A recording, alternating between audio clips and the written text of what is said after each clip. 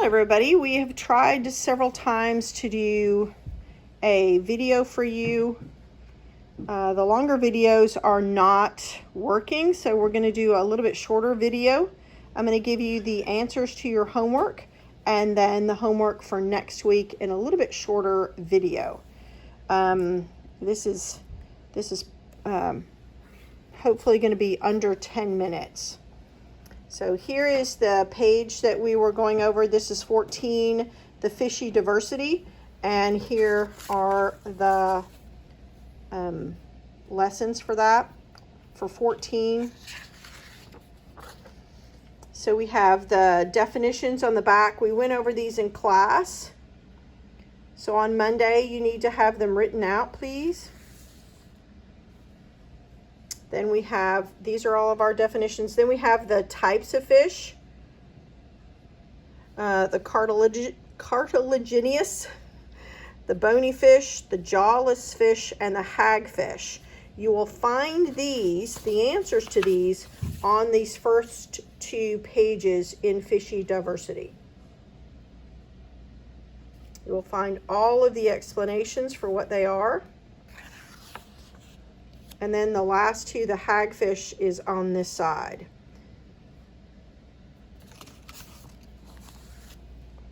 There is an experiment that was here that we were going to do in class this week.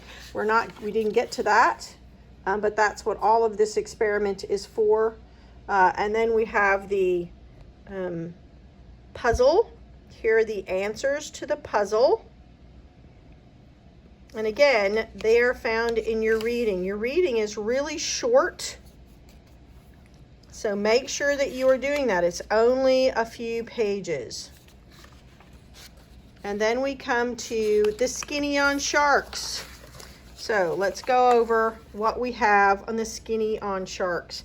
That is chapter 15. You're going to read through all of these pages, 15. For your homework right there. This is a really cool one. And then we're going to stop. I don't want you to read through a froggy story, but you do need to read through these 5. Oh, there's only 4 pages. Only 4 pages on the skinny on sharks. So your homework is going to include the definitions. Oops, hang on. Let me get to my page, where I am on mine. Oh, okay, here we go. You'll have definitions. What is a great white shark? A dwarf dogfish shark? All of these different kinds of sharks, their classes, and what the different fins are. They do have different fin. So make sure you write down all of these definitions. They can also be found, all of these definitions can be found in the reading, but also if you go to the back of the book, you will see that there is a glossary at the back of the book. Look at that. All of these definitions are in your glossary. You can go to the back of the book and find these definitions, okay? More definitions on this page, and then write it. 4 features. I've just written my 4 features. Yours don't have to be the same. What makes a great predator? Those things are located, I believe, on on the 3rd page, on the 3rd and 4th pages. Okay. There's an optional fun. This is optional. Okay. Let me put that away. Then research it. You need to research one of these sharks and write the information about that shark on page 127. Okay, so I chose the thresher, and when I looked up the thresher, I discovered that there were several different types. So I did mine on the common thresher. A confirmed maximum length, more commonly 16 feet. Where it came to shark's speed, I did have some difficulty locating some of their speeds, but they did have an average speed of about 12 miles an hour. They will give you the speed in knots, and they will also give you a hunting speed, which I think this is, and then a speed that would be like a cruising speed, which is just maybe 1 or 2 miles an hour. Okay, the back side of that is to track a shark. This particular activity is online, and it is at this website. It's on your page. I chose to track a shark named Penny, and she's a female. At the time she was tagged, she was a juvenile, 10 feet 3 inches, and weighed 522 pounds.